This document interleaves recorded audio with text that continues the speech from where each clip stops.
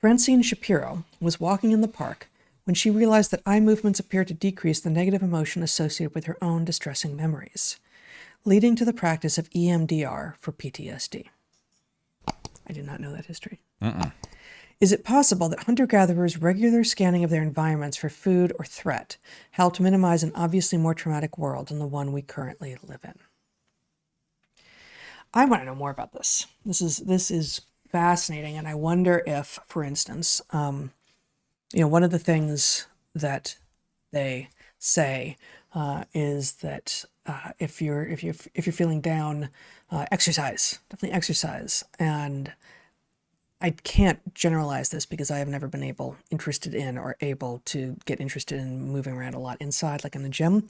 And so for me, when I feel like I just gotta get out of my own head, I gotta get over myself, whatever it is, I'll go for a bike ride or kayaking or paddleboarding or even just a walk, right?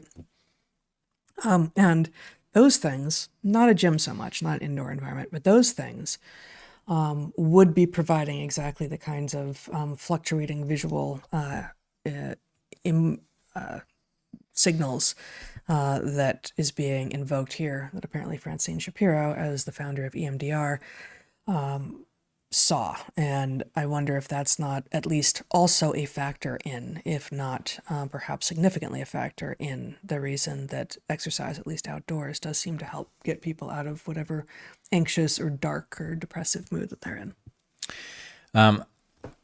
I'm on board with that, but I want to put a slightly different perspective on this. Mm-hmm. The mind is a processor of information, and presumably it has evolved to process information in a way that an ancestral environment would result to the computing power being dedicated to the things which were most likely to provide dividends, either by increasing profits or decreasing losses. When one's mind is not processing visual information, that processor is dedicated to other things. We talked in our book about dreams, for example. Mm-hmm. Dreams being a basically borrowing of the processors, including the visual processor, for scenario building and around, interpreting past events. Both, right, both directions in time. But all for the purpose, presumably, of arming you for a future. Right? Past events may tell you that certain things can happen, and so you prepare for them. Future events that you can foresee loom large. So basically, I want to argue for some principle of the adaptive borrowing of perceptual machinery for processing of matters of opportunity or hazard. To the extent, for me, I can navigate our house in almost complete darkness, right? The tiniest bit of information, a tiny bit of light emerging from a door or a glint off a knob on the stove, whatever it is enough for me to orient and walk around. That tells you is that walking around in our house, even when it's flooded with light, I don't need to process all of that, right? Mm-hmm. It's processed at some level, but it's not a high level because I don't need it in order to know where I am. So, by extension, that means my mind is actually free to either imagine up cool stuff that might be profitable, but the opportunities to imagine up new stuff might pale in comparison to dwelling on unrealized opportunities or dangers. Mm-hmm. So it may be that if you're prone to dwelling on those things, that an environment that you know well does nothing to fill your processor with stuff that it needs to work on, and therefore leaves you idle to dwell on. Exactly at the moment you feel like, oh, I'm feeling anxious, I'm feeling like the outside world may be not safe, so I'm going to stay where I know, I'm going to stay in the familiar, which may actually exacerbate the problem. Exacerbate the anxiety part of the problem. Whereas what you should be seeking is novelty, where your brain actually has something that it needs, either needs or can think about, like, oh, I haven't been here before.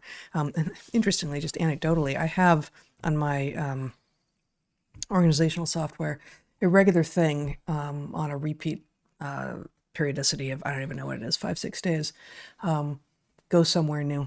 Mm-hmm. That's all it says. Just go somewhere new. And, by walk, by bike, by kayak, just like go somewhere you have not been before.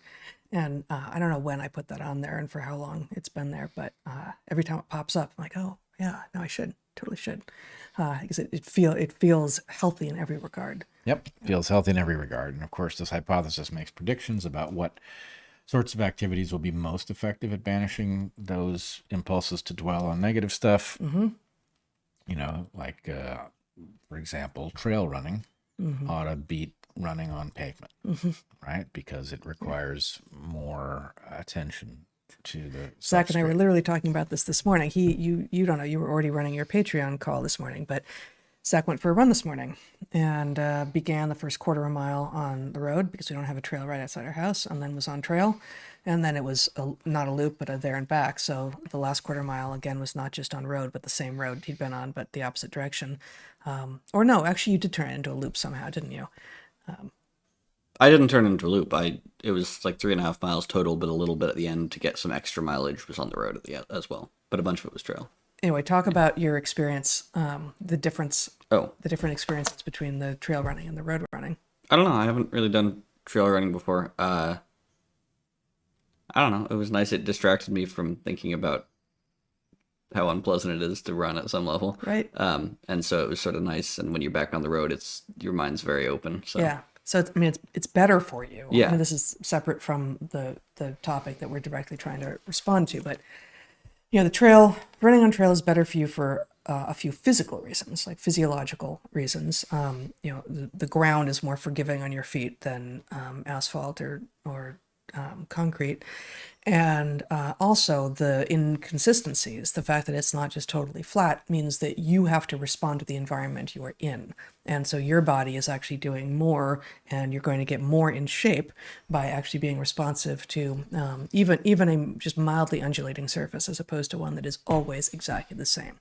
So, on a scale from like treadmill to road running to trail running is going to be the one that you are going to have to be the most conscious for, and you probably are not going to be able to take in a complex analytical lecture through your AirPods while you're trail running to the degree that you could on the treadmill, but you're going to have a much more integrative and more health enhancing experience.